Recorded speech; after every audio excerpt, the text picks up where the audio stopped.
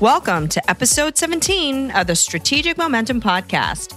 I'm your host, Connie Steele. Leaders are always under a spotlight. Every action, every word, and every behavior is constantly being evaluated. As a result, leaders have to overcome the challenge of leading self before they can lead others. You have to understand your own patterns of behavior, what your triggers are, and other people's experience of you. But for many leaders, this can be a dramatic mindset shift. There's a lot on their plate. So time to reflect feels like a luxury they don't have. But if you don't make the time, you'll probably never lead effectively. Luckily, we have Joanie Rufo here to help. Joanie is a certified leadership coach with nearly 25 years of experience helping leaders be more purposeful and effective. And she'll help us dive deeper into the challenges that prevent us from effectively leading ourselves and the solutions to help us break through that inertia.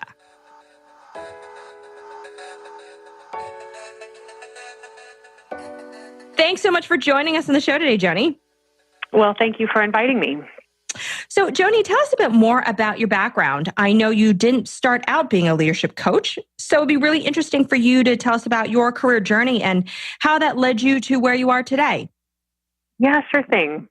So it definitely was not a straight line. So I've had my business, Initiate Consulting, this will actually be my 11th year this summer. Congratulations. Thank you. And before I started my own business, I spent 15 years in corporations of all different sizes, really. My career was focused in the high-tech space. So as a result of mergers and acquisitions and lots of things that changed, as it often does in the high-tech world, I worked with startups and small organizations all the way to multi-billion-dollar companies as well. And I had a couple of different types of roles in corporate marketing, corporate strategy, and planning. But what the common thread was really across my career was executive advisory. And, really it was about helping executives make decisions. And that was through a combination of facilitation or research or, classic consulting. And, there was a lot about that I really enjoyed. What I would characterize is that they were what I like to call outside-in decisions. They were decisions that the company needed to make. Again, maybe it was a new strategic direction or a go-to-market strategy or a customer or competitor issue. And what I really liked and what I was good at is what I like to call sort of looking at the underbelly of those decisions, where leadership teams or leaders would get stuck in terms of, maybe the courage to make a decision or dealing with a team dynamic issue that was getting in the way of the strategy or the company being successful. And so it was all of that that really led me to make the decision to go get my certification as a leadership coach. I did that at Georgetown so that I could more really legitimately and authentically work those issues and sort of help leaders start to make what I call inside out decisions. What was going on inside them so that they could really make sure they were making decisions for themselves and their companies that were aligned, helping them address the issues in the places where they would get stuck. So I call those kind of the inside out decisions. So the Georgetown experience was 9 years ago. And since then, my business has been exclusively focused on leadership through a couple of different service offerings. And there you go. Great. Well, let's talk more about the leaders that you work with. And just in general, executives these days seem to have more and more on their plate, from changing business conditions to defining and redefining business strategies to establishing a culture and having the best people. And certainly that's quite a bit of pressure. So in thinking about how to be the most effective leader, what do you feel they struggle with most? So you're absolutely right in terms of the amount of pressure that I think leaders face today. And different leaders obviously struggle with different things. And that's part of what is both challenging and fun about my job, which is really learning from leader to leader. Where are they struggling? Where do they need assistance? But one of the things I do see kind of commonly or universally among leaders is really this notion of, I guess the way I'd say it is, they're always in the spotlight. Whether you are on a main stage, kicking off a customer event, or in a one-to-one meeting with a direct report, you are the person who is setting the tone. People are interpreting your words, they're interpreting your demeanor, and I think there is an incredible amount of pressure that comes with that. And so I put this into a bucket of what I call leading self. Am I showing up how I want to show up? And in order to do that, what's appropriate for any given particular scenario. And in order to do that, it really is about checking in with yourself and understanding where you are on any given day in order to be able to show up the way you want to. And I think it is an incredibly difficult thing for leaders because they are so accustomed to putting everybody else first, and they are constantly in a position of being asked to respond to, their boards and their employees and their customers, let alone what they may have going on in their personal, lives, family or parenting or home responsibilities. And they often put themselves on the back burner. And I think that by doing so, they really do a disservice to those that they're leading. And what do you feel has been really inhibiting their ability to address this notion of, leading self? Yeah, I think there are a number of different factors that come into play. One of them is quite literally just the pace with which most organizations and leaders are running today. I had a client just say to me yesterday, she's been traveling quite a lot, and she said, right now, thinking is a luxury. And so kind of the pace of the work, to take some time to reflect, to check in, to ground yourself is often a luxury that many leaders don't feel they can take. So that absolutely is sort of one of the things that I would highlight that gets in the way. I think the other thing I would highlight is it's a muscle that has to be built. A lot of people who are in leadership positions are people who are folks who get things done. They've gotten to that position and that place in their career because they have been a go-to person. They've been someone who gets things done. And when you are earlier in your career and you're an individual contributor, you can just focus on the work. I mean, right? I mean, that's part of what it is. It's just sort of the getting things done. And once you get to that place where you are responsible for leading others, doing all those things that we've been talking about, sometimes for people, there's a learning curve to understand that reflection and paying attention to yourself is an important part of the leading process. And that can sometimes be a blind spot for some people. But it is a muscle that actually really can be built. And when you talk about this learning curve around the reflection of oneself, so it's almost their style, would you say? Is that something that they're potentially aware of and willing to maybe change? If one of the things that you try to work with them on is leading self, is part of that process is understanding oneself and how they show up and realizing maybe that style may not be as conducive as the way they need to get to. Yeah. Oh gosh, there's so many great questions in what you just asked there. So I would say a couple things. One of my favorite quotes is that you are the first organization you must master, which is a longer version of the know thyself. I think that was Aristotle. Is that right? Is that Aristotle? Know thyself? And the fact of the matter is our inner world drives everything. I mean, most people don't like to think that's true, but it really does. In other words, our own emotions, our frustrations, the things that excite us, the things that drain us, all of that is impacting how we are showing up for ourselves and for other people. And so how we become aware of that can happen in different ways for different people. Sometimes it's externally generated. In other words, we get feedback from our boss or from people who we work with. Maybe we've asked for that feedback. Maybe we haven't. We can talk about that. But sometimes, as an example, a gentleman I worked with 2 years ago, I think, a VP at an association, his boss, the CEO, was someone I had coached a few years prior. And the CEO came to him and said, I think that you have more potential than what you're showing up with here every day. I think there's more you can do. And it wasn't a punitive, consequential thing. It was there's more there, and it's not coming out for some reason. And I think you should work with a coach. And this was a guy who initially expressed some concern about that and hadn't really been aware of how he'd been showing up and how he had been impacting those around him. But he was willing, and we did some really good work. He did some really good work over a period of months to start to understand that more. And he came away with some really powerful insights about himself in that process that really helped him to change the shape of his interactions with his colleagues. So sometimes that awareness can come in that kind of a form. Sometimes it comes, Connie, from like, I've seen people where their style all of a sudden feels ineffective. Like I've had people call me and they say things like, I've been operating this way for a really long time and I'm starting to feel like it's not working as well anymore. And something around them has changed. The conditions have changed. Their responsibilities have changed. And it's kind of like the way they've been doing things is no longer feeling like it's getting them the results that they want. And sometimes that's a reason to pause and sort of reflect and look at self a little bit. So those are some of the common ways in which people start to develop an awareness. And others are very naturally self-aware to begin with and constantly are in a space of self-reflection and awareness. They may not be taking the time to do it or know how to do it, but there are those folks who say, I know I need to be spending more time and I'm not. And then we spend some time understanding what that's about.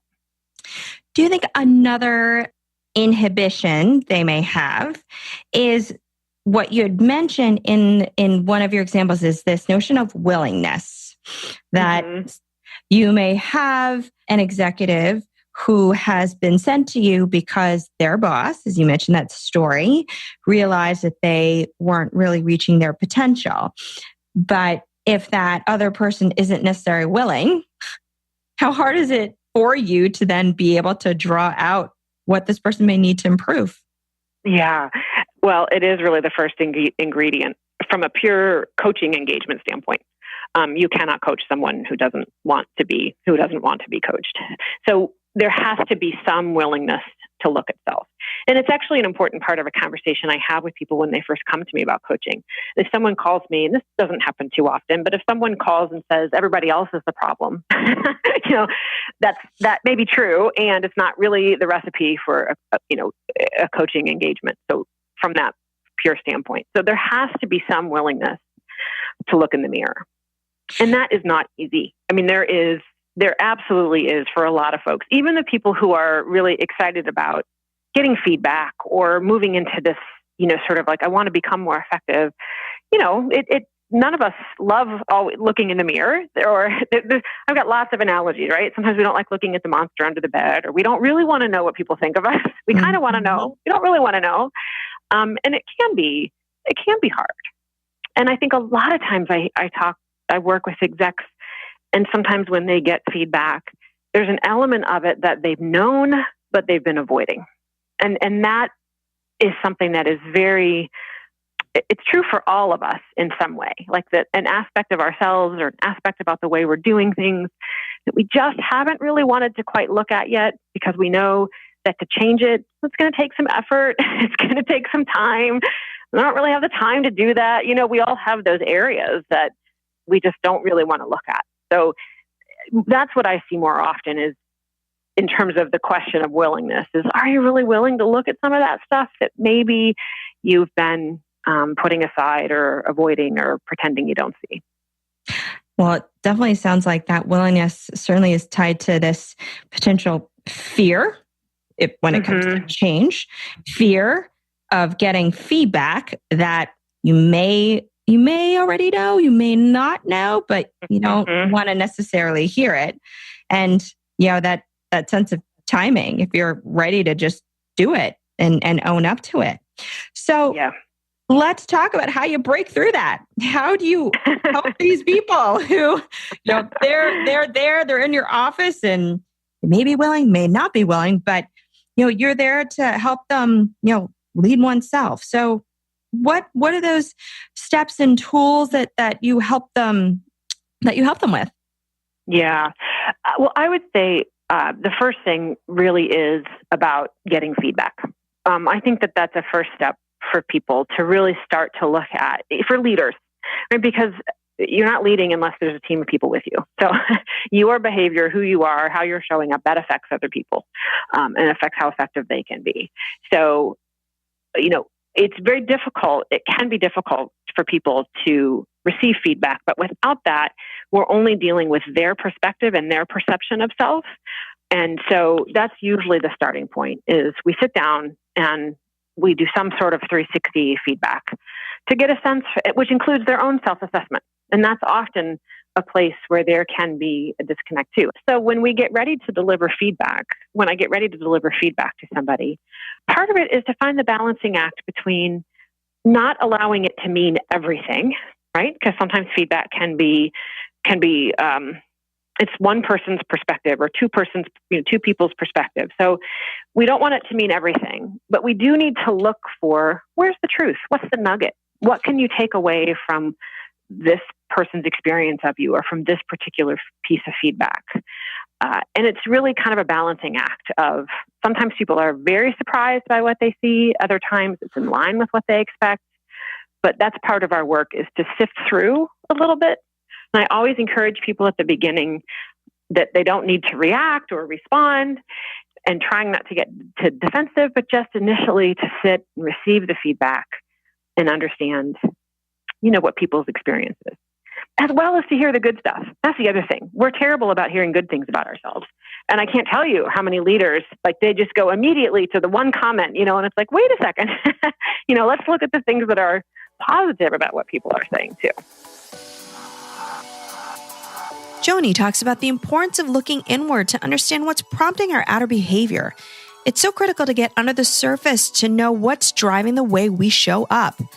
But you also have to be willing to get that feedback, which may result in observations that you may not be aware of. So how do you then take those comments and turn it into an action plan for improvement? Let's ask Joanie.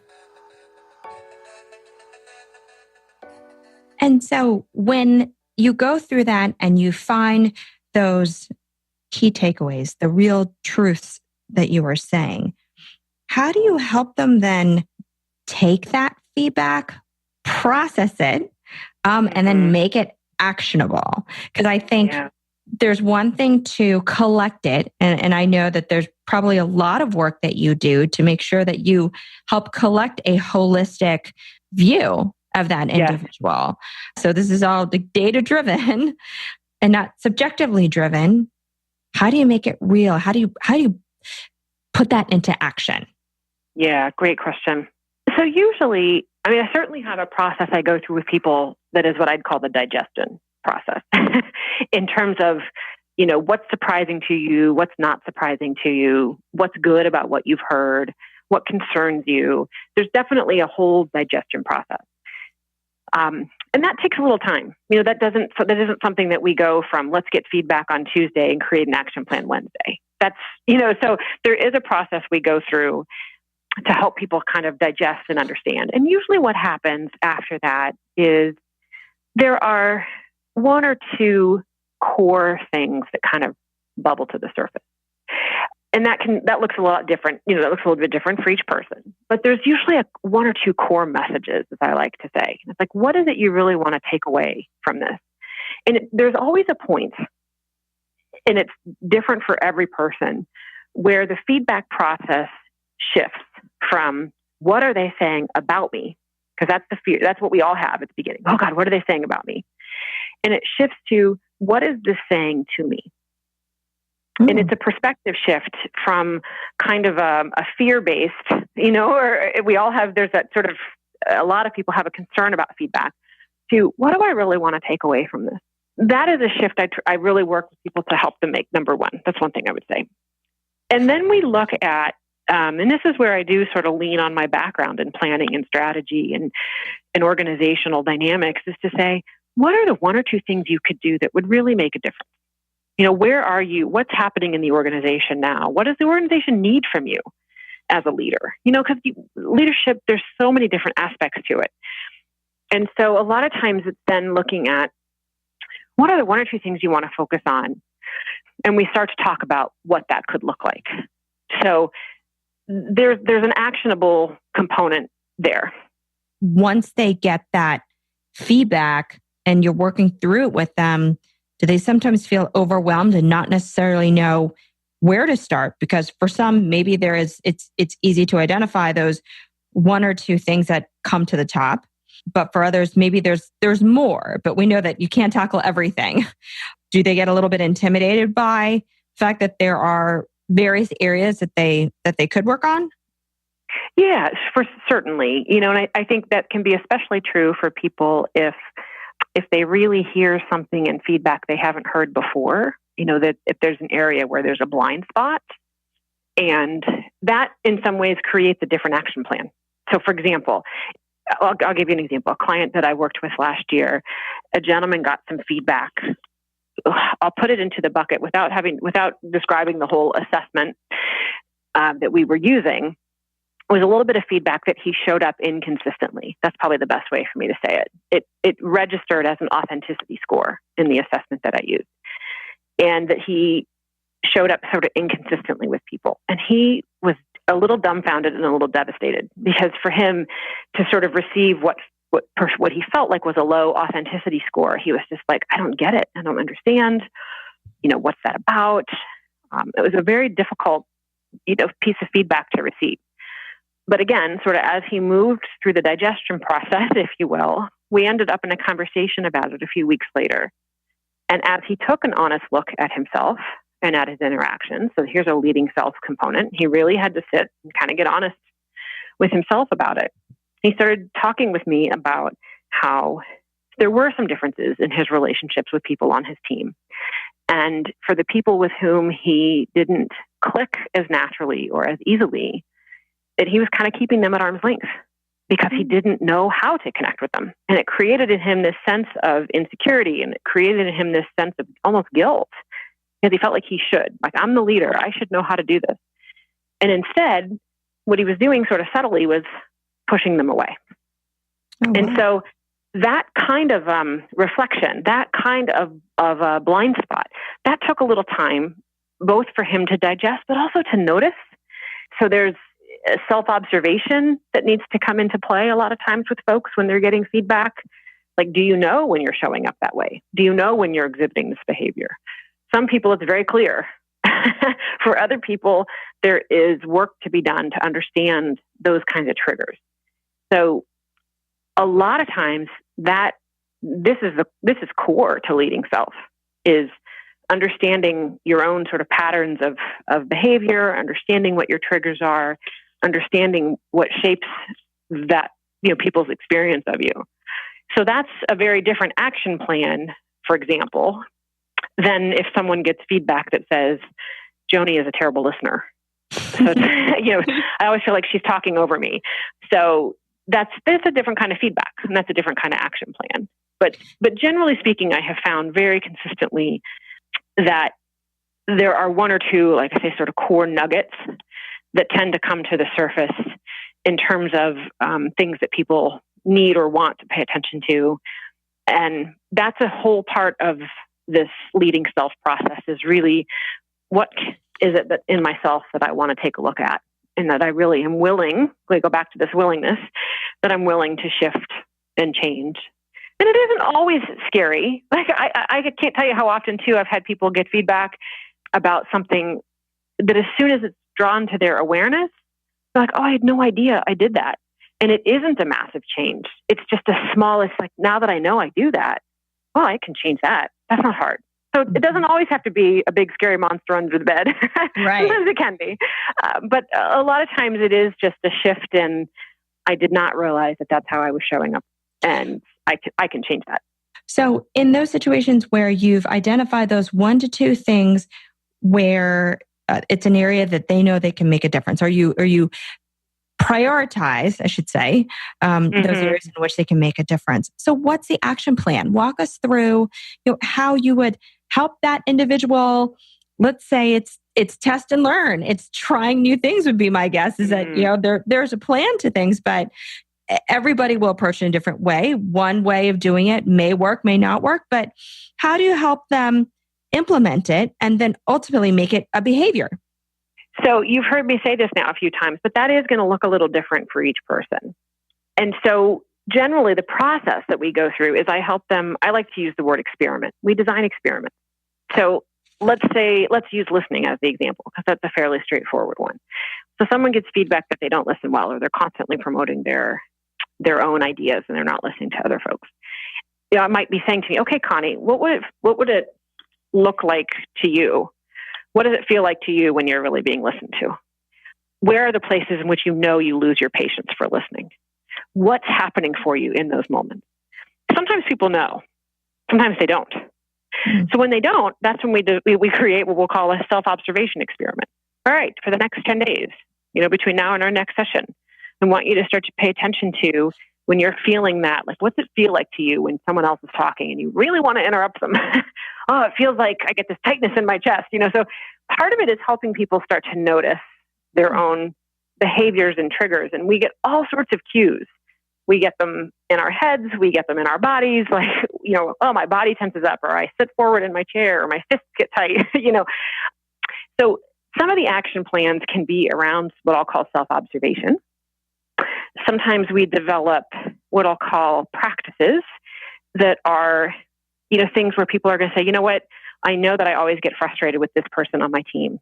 Okay, so what would be a practice? What would be something you could do to practice this new behavior with this person? And it's up for the client to decide, right? This is where it is not for me to tell people how they should be doing this necessarily. This is about helping them create an authentic version of themselves and really start to figure out what that feedback looks like, or how they want to really shift that behavior. So there are a lot of different mechanisms, but it usually involves some sort of self-observation, some sort of practices with people to start to, again, develop the awareness around it. And sometimes it's like, what do you typically do? And what's the behavior you want to swap out instead? So there is no one size fits all when it comes to this, but those are the kind of steps we take to help people figure out what that action plan is. I'm almost picturing this, almost customer journey. So if I think of, people mapping out user behavior, I think of this almost customer journey to understand those behavioral triggers for that individual, and then understanding what are those practices to help them shift that behavior ultimately. So what recommendations do you have for folks looking to sustain this momentum that you've now created for them around leading self? Yeah. So once you have identified some new behaviors and you've started to practice them, first of all, I would say it's like any other muscle. It needs to be exercised. So we talk about habits as muscles to build. And once you start to do that, it really is about sort of keeping up with yourself. And that isn't going to come unless you really carve out some time to do that. And when I say that to people, they often think, oh my gosh, I have no time. But I'm talking about it can even just be small chunks of time in your day. They can be micro check-ins with yourself. I have clients who put time on their calendars, certain times in the week or periodic times, to make sure that they're just checking in. How am I doing? Have I reverted? Have I gone back to that old behavior because I've been running so fast all the time? So it really is about prioritizing yourself within your own schedule, so that you have a few minutes to check in with yourself, revisit your priorities, course correct, that kind of thing. And to close, any last words of wisdom? If I can close with a quote that I received actually from a client just received last week, a closing evaluation from a coaching client.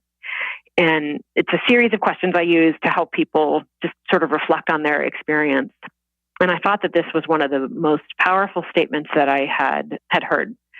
And what he said was, my biggest takeaway or lasting insight from coaching is that change is possible.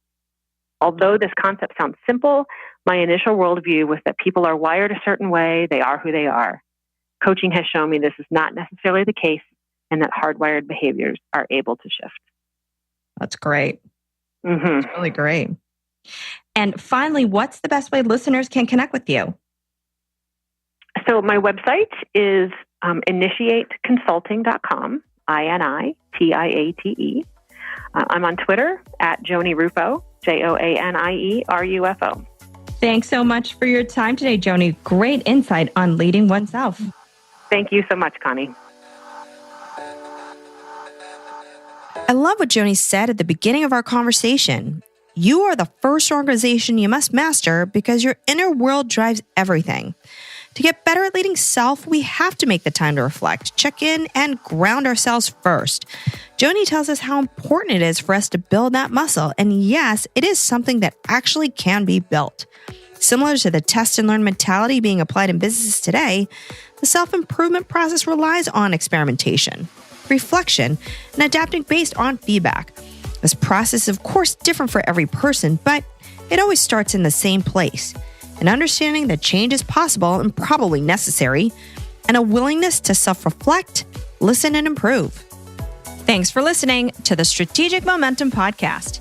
You can connect with Joanie at initiateconsulting.com or find her on Twitter at Joanie Rufo. If you've liked what you heard, please subscribe to the show on iTunes and leave us a review. You can also find us in the Google Play Store and Stitcher Radio. And if you want to hear previous episodes or even get show notes from this episode, you can also visit us on our podcast page at flywheelassociates.com/podcast. I'm Connie Steele, and you've been listening to the Strategic Momentum Podcast.